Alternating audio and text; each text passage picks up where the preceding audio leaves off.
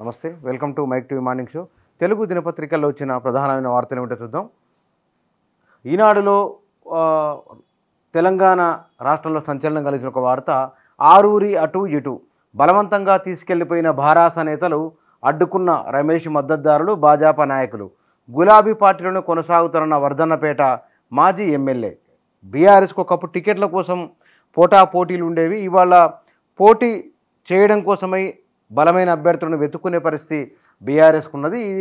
ఇట్లా ఆయన బీజేపీలోకి వెళ్తారని, బీజేపీలోకి వెళ్లకుండా బీఆర్ఎస్ నాయకులు అడ్డుకుని మళ్ళీ కేసీఆర్ దగ్గరికి తీసుకొని రావడం నిన్న మొత్తం ఇది సంచలనం కలిగించింది రాష్ట్ర రాజకీయాలలో. ఒకప్పుడు పోటాపోటీగా టికెట్ల కోసం క్యూలో ఉన్న నాయకులు ఇవాళ పోటీ చేదురు రారమ్మని పిలిచినా కూడా ఎవరు రాని పరిస్థితి ఉన్నది బీఆర్ఎస్లో. ఇది దీనికి రిప్లైగా కనబడుతున్నాయి. సరే, కారణాలు ఏమైనా కావచ్చు, అధినాయకత్వం ఆయనకి ఇచ్చిన భరోసా ఏమిటి ఇత్యాది విషయాలు ఎట్లా ఉన్నా సరే కానీ బీఆర్ఎస్లో టికెట్లు ఇస్తామన్నా సరే పోటీ చేయడం కోసమే నిరాసక్తి ఉన్నది. మనకు చేవెళ్ల నుంచి అదే అనుభవం ఎదురైంది, నల్గొండ నుంచి అదే అనుభవం ఎదురైంది, తాజాగా వరంగల్ నుంచి కూడా ఆయన బీజేపీ నుంచి పోటీ చేసేందుకు సుముఖత వ్యక్తం చేసినారు.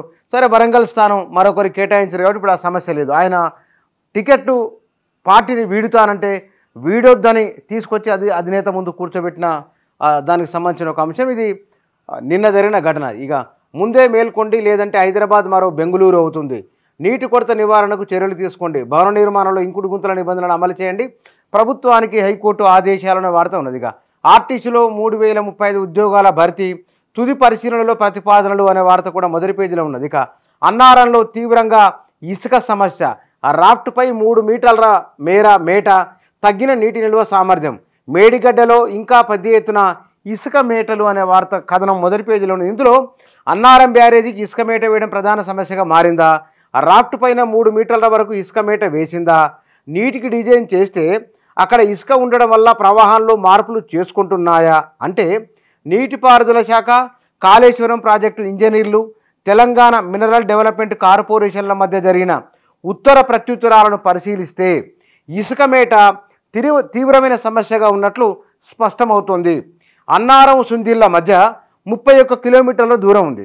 ఈ 31 కిలోమీటర్ల దూరంలో సర్వే చేస్తే 6.5 కిలోమీటర్ల మేర సర్వేలోనే 0.37 టీఎంసీల నీటి నిల్వ సామర్థ్యాన్ని ఆ బ్యారేజీ కోల్పోయింది. అంటే ఇది నేషనల్ డ్యామ్ సేఫ్టీ అథారిటీ వాళ్ళు ఇటీవలనే అధ్యయనం చేసిన దీనిపైన ఇది ఇసుక మేట వేయడం తీవ్ర సమస్య కలిగిస్తుందని వారు ఆందోళన కూడా వ్యక్తం చేయడం.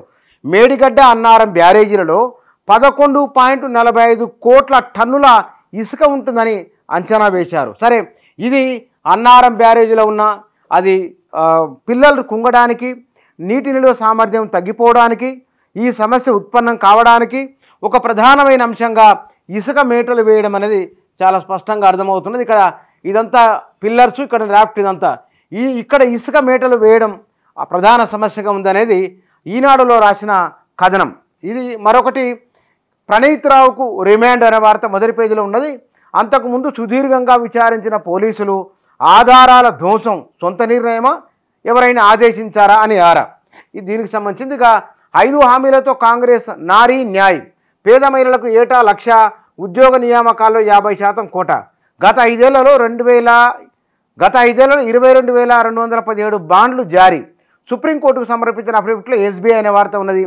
చిప్ రంగంలో అంతర్జాతీయ శక్తిగా భారత్, మోదీ అన్నారు. 3 ప్లాంట్లకు శంకుస్థాపన అనే వార్త కూడా ఉన్నది. వీటితో పాటు మరో 4 భారాస అభ్యర్థుల ఖరారు.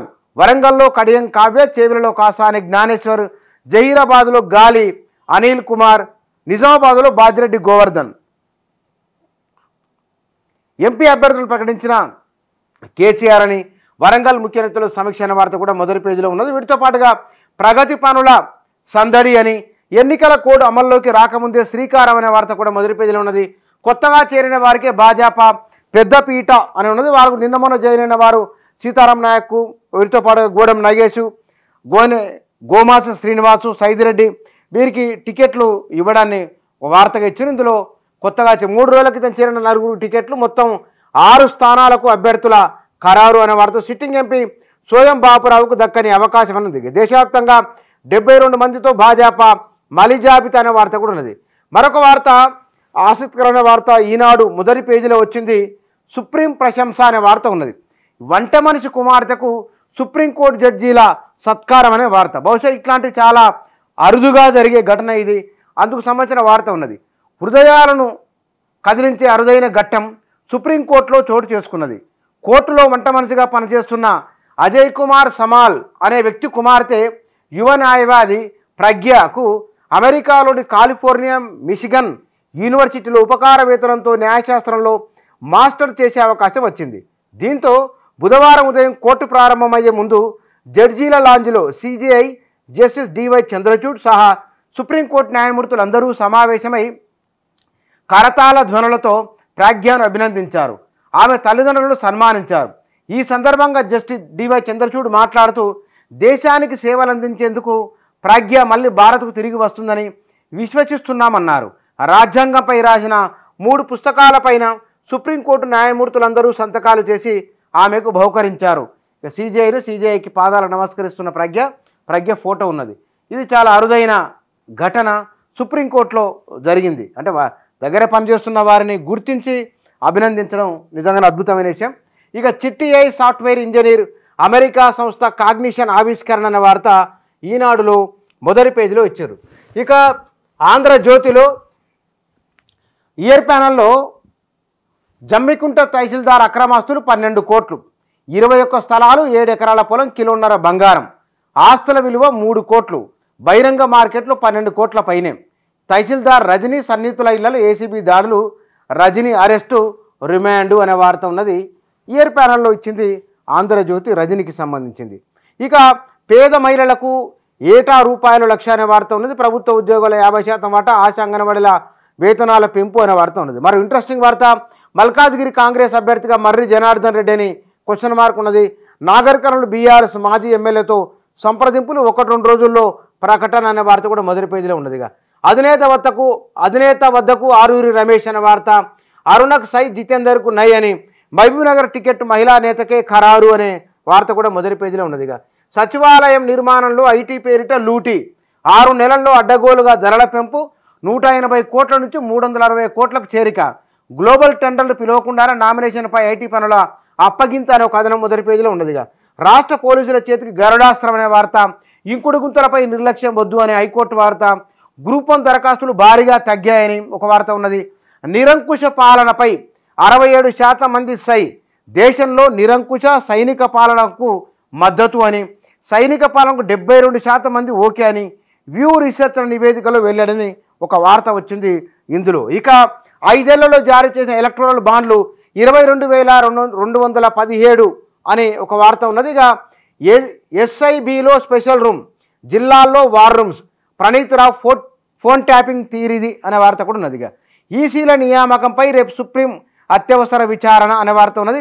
ఉత్తరాఖండ్లో ఉమ్మడి పౌర స్మృతి, బహుభార్యత్వంపై నిషేధం, బిల్లుకు రాష్ట్రపతి ముర్ము ఆమోదం, చట్టంతో మహిళలకు ప్రత్యేక హక్కులు అనే వార్త కూడా మొదటి పేజీలో ఉన్నది. కోర్టుకైతే వెంటనే చెప్పలేం, కేంద్రం అడిగితే ఆగమేఘాలపై ఇచ్చేస్తాం. ఇది ఎన్నికల బాండ్ల వివరాలపై ఎస్బీఐ ధోరణి అనే వార్త కూడా మొదటి పేజీలో ఇచ్చింది ఆంధ్రజ్యోతి. ఇక నమస్తే తెలంగాణలో 14 లక్షల కోట్ల ఆవిరి అని స్టాక్ మార్కెట్ సంబంధించిన వార్త ఉన్నది.